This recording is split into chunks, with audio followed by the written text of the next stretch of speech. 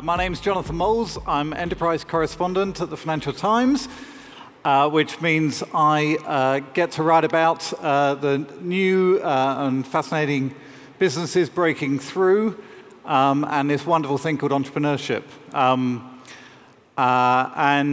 Today on the sofa, as they say in TV land, we have Patrick Collison from Stripe. And Patrick has been living the dream. He has done it. He dropped out of MIT. He became a millionaire in his teens, and he is now disrupting the financial services world with Stripe. And I thought I'd start off, Patrick, because here we are in the heart of Europe, and you now live on the west coast of the US. And what do you see about the European tech startup scene? How do you picture it from across the pond? Well, first off, thanks for having me. It's good to be here. And the sofa might be like TV, but the room is definitely much nicer. Before I answer that question, just you mentioned the sort of living the dream part. I think in general it sort of often looks, from the outside, and certainly when I was looking at various companies and founders and all the rest, it does really look like you're living the dream and riding this sort of amazing wave, and everything is all sort of wonderful and shiny all the time. And so now that sort of Stripe has achieved at least some level of success, I kind of feel a responsibility to point out that it's really hard, and the vast majority of the time, it definitely doesn't feel like living the dream. And so, for other folks who are running companies, I'm sure they recognize that, but I sort of feel like I should point it out for others who are considering doing so. It's very hard. You're constantly battling all these problems, and even in the success case, all that happens sort of is your problems kind of get bigger, and hopefully you survive despite them. There's this great quote from Greg LeMond, the cyclist, about how sort of it never gets easier, you just go faster. And I think running a company is kind of like that, where it never gets less hard.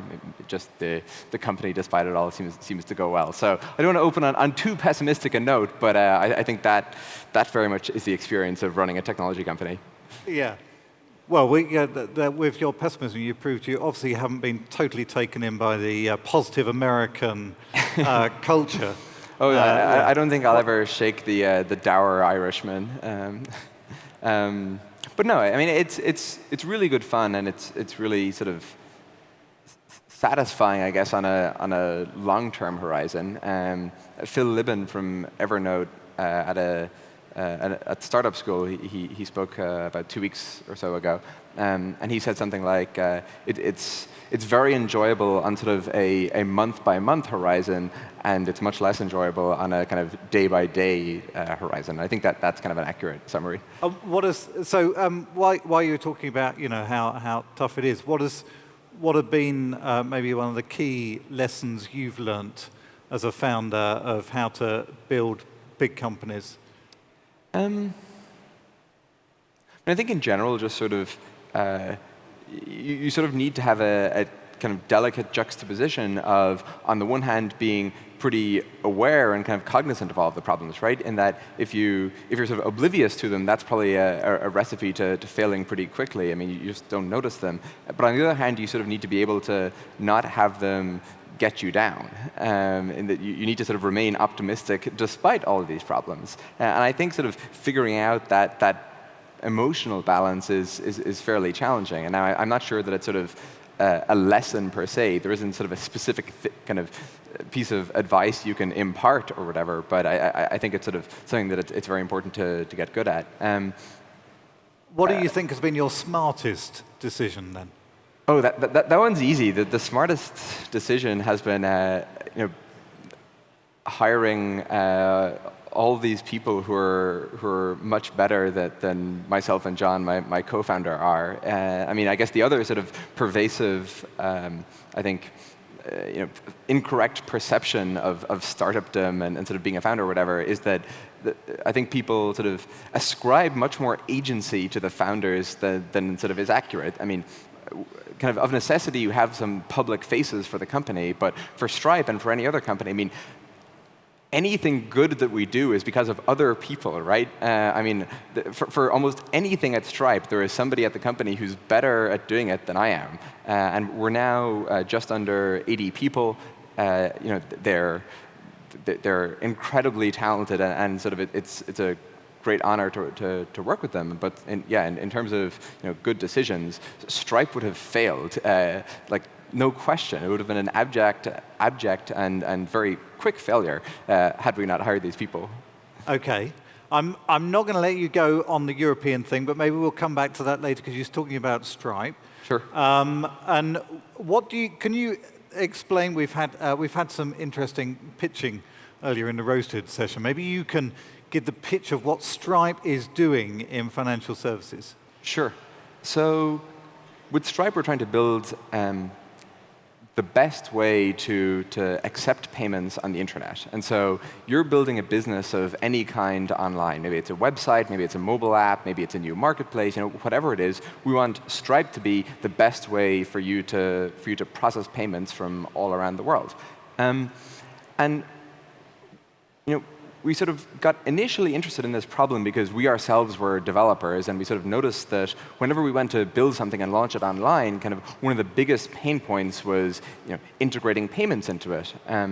This used to be the case with hosting, where you had to go and kind of call up a sales rep at some hosting company or something like that, and then sign a contract or rent a server or whatever. And then things like EC2 and other kind of virtualized hosting systems came along and sort of made it this instantaneous thing where it's sort of completely self-serve, and the product was completely tailored to your mindset as somebody building a product, right?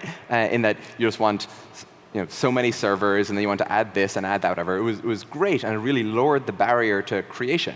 And so kind of we were watching that trend, and then we noticed that for payments, kind of arguably the most important service if you're building a business, right? It's literally the conduit for your revenue, that it was still this kind of insanely antiquated architecture where you had to go and literally talk to a bank or get a merchant account and basically become an expert in this completely arcane industry. So we decided to build kind of what we thought of in our heads as sort of AWS, but for payments. But the reason we really kind of fell in love with the problem and kind of find it so important is there should be much more commerce happening on the internet. If you sort of look at it on a macro basis, only about 2% of consumer spending happens online today. The economy of the internet, to a large extent, just hasn't happened yet. And sort of as you look at every facet of it, be it where we started out in sort of the difficulties of accepting payments, especially if you're a developer, but also people in other countries. I mean, when I was in Ireland, it was insanely difficult, and for me, it was at least possible. If you're in maybe Africa or somewhere like that, it's almost impossible. If you think of people buying things in different countries. I mean, if you're in India or if you're in China or whatever, you're basically kind of locked out of vast swathes of the internet economy. I mean, a Chinese internet user can't buy a Dropbox subscription because sort of the pieces don't interconnect. And sort of as you go through the internet and all these kind of different parts of the payment landscape, the whole thing just doesn't work very well, and we decided that it was possible to sort of greatly increase the amount of commerce happening online, and so that's really what we're working on with Stripe. And so what's the problem? Is there a problem that too often we sit on the internet and people got this idea that things have to be free on the internet, and so they're unwilling to pay for things? Or is it about being able to cross-border and pay different currencies?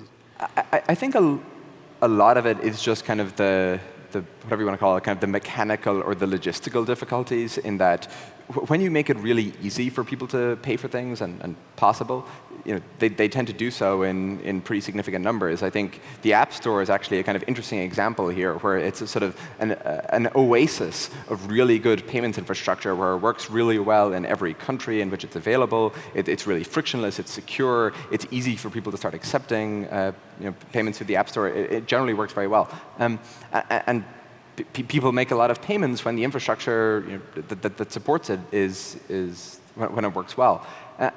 I think, though, kind of to your point, there is a separate sort of secular trend right now where people sometimes talk about peak advertising, and in general, wherever you sort of find numbers, it does seem like advertising is declining in effectiveness. Google has sort of reported consecutive quarters of cost per click declines. If you look at the click-through rates on display ads around the internet, they're declining. And I think there is I actually think there's sort of a general shift towards kind of monetizing directly, that is sort of through payments, rather than sort of monetizing our attention. But that's I think a separate shift in that. But that's interesting. You're saying that actually it's needed more because advertising isn't necessarily working online, or is I think it's needed more, because advertising is declining in effectiveness. But I also think that advertising has been sort of as dominant as it has as a business model, in part because the payments infrastructure has been so deficient. In that, I mean, if you wanted to monetize something, let's say 5 years ago, it was just incredibly difficult to set up all this payments infrastructure, and it locked out, again, a lot of your audience. Like, it just didn't work well, right? Whereas putting sponsored content or ads or whatever into your product, that actually monetized your audience moderately effectively, and in many cases was a better choice than payments. But I think that kind of equilibrium is going to shift, and the results kind of suggest that trend has already started. But what we've got now is we've got a lot of industries that have gone online and given everything away for free. I work for one industry myself. News has been just given away, and now the big media organizations are trying to work out how to monetize and bring people back. And there are lots of other industries in that situation. How do they change that mindset of people to think that they have to pay for something they were previously getting for free? Well, I think the news industry is actually a pretty good example, because for a long time, basically everybody tried to monetize through advertising, the media companies, in terms of their online offerings. And now there's sort of been a collective industry decision or realization that it's just not really working, right? And now rapidly, I mean, all of the major US papers pretty much have adopted a payment-based model or a subscription model or whatever, right? And I think, I actually don't see it so much as sort of having to shift kind of consumer behavior or what people prefer. I think it's more about, again, making it work well. I think people have always been very willing to pay for things that are good and sort of that they value when the experience of doing so is easy and when it works well. And again, I guess I return to kind of the App Store there, where for a long time there was sort of the Clay Shirky school of thought, where kind of micropayments could never work on the internet. Basically, people are just not willing to make small payments. The cognitive load is too high, whatever. In the App Store, it suddenly became possible to completely frictionlessly and instantly pay $1 to the developer or to the app maker or whatever. And people adopted that in droves. And so I don't think it's so much a shift in behavior that's required as again, an improvement in the underlying infrastructure. Maybe a boldness on the company's parts to say we're going to sell this stuff and give it a value rather than giving it away and make it seem worthless. I think that's true. I also think that you need to be kind of pretty. It's delicate. You have to be careful, right? In that, probably a model where for a newspaper, for example, I think probably a model where you had to fill out a payment page in order to browse any article. That would be a mistake, right? Whereas if you look at sort of what most of the media organizations are converging on, it's some people, like the heavier users, have to pay for a subscription, or you get so many articles free, or whatever. And so I think it's both kind of a boldness on the part of the company to sort of commit to a payment-based model. It's in some sense easier just to toss a couple of ads in there. Nobody really objects to that. It's a less kind of discrete change. But I think it also requires kind of some amount of care in figuring out exactly what the model should be. And in terms of Stripe, I mean, there are some new businesses that have the problem that they don't have any competitors. You do have competitors. There are lots of other people. I mean, not least PayPal and the like. So, what is it that you see you do differently then that will enable you to succeed?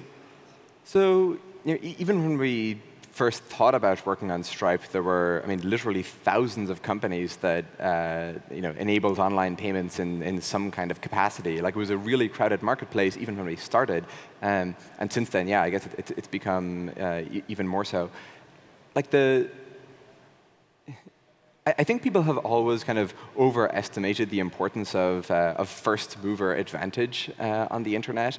I think that long term, it's actually pretty hard to find the cases where the best product does not win. It might be harder, it might take longer, there might be sort of network effects that take a while to overcome, but I think it's actually kind of quite heartening in the sense that ultimately, I think this is a meritocracy.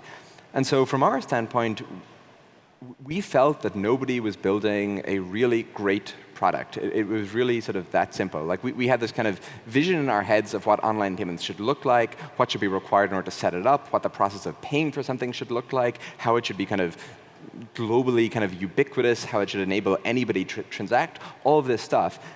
And as far as we could tell, like, not only did nobody kind of have that experience, but nobody was even kind of on a trajectory to get there, right? In that there was sort of all these legacy companies, and then there was PayPal, which started to stagnate back when they were acquired by eBay. And so, I guess if we felt that even if the product that we felt should exist didn't exist, if we felt that somebody was going to solve it, maybe it would have been okay, right? In that, I don't know, there are lots of problems with. What is it that you think you do so much better than everyone else who's been before?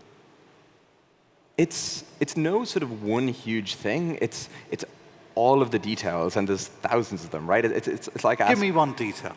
The setup process. When Stripe started, if you wanted to just to do the most basic thing, you wanted to put a credit card form on your website, right? Just that.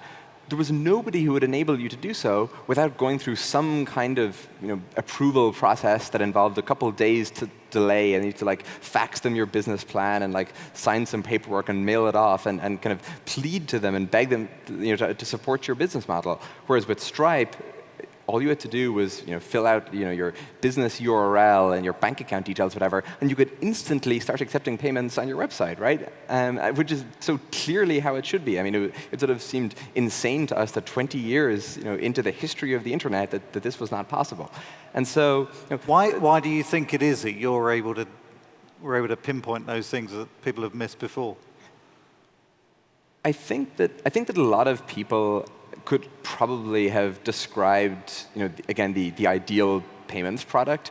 I think the reason it didn't happen, and we often kind of ask ourselves this, like, if all this stuff should exist, why has nobody done it? I think it's because you both need to be sort of a good technology and product company in sort of the same way that lots of others are, and whatever, there's tons of examples, but you also need to work with finance companies, you need to work with banks, you need to handle people's money, you need to handle credit cards, you need to do it in multiple countries, you need to handle all this regulatory complexity, there's both laws and industry rules and all this stuff, right? And I think that in general, I think this is sort of a trend that goes even beyond Stripe, that sort of the first generation of internet companies were very much pure internet plays, right? They were, stuff like Google or Facebook or what have you. Whereas now I think we're seeing sort of these crossover companies where Uber is sort of transportation cross-internet, or Airbnb is travel/accommodation cross-internet. Yeah. I think Stripe is sort of finance, cross-internet. But I think in general those companies are harder because you do just need a lot of expertise in two domains. Now, we're going to come to some audience questions, but I would love you to answer the European question. What you were saying about, you feel the energy here today. What do you see as the opportunity in Europe? I mean, I think the European tech scene is, and sort of most tech scenes in the world, kind of outside of the traditional core, are in really good shape. And I think we're getting better at sort of figuring out how to build a global community. And so I think actually the idea of kind of these discrete, tech scenes where I'm from, like the Irish tech scene or the New York tech scene or the Berlin tech scene, or whatever, it feels to me like that's actually kind of fading away, and there's a kind of more unified global technology scene. Like I just came from Berlin this morning, and there are all these great companies there, like Wunderlist or SoundCloud or whatever, right? But they don't feel like German technology companies particularly. They feel like technology companies, and I don't know. I personally, I guess, as a non-American and as an Irish person, and as someone who still spent a lot of time in Europe, I think that's really cool. Thank you. Thank you so much for a great talk, Patrick and Jonathan. There's one question from the audience that we'd like to take. We'll just snap a little bit of time for that. You were talking about Europeans, and now somebody's saying that Paymill has been accused for copying your idea, and from a European startup standpoint, you could argue that they simply filled a need that here was and got here first. Your opinion on copycats? This has been also a topic in Europe for a while. Right.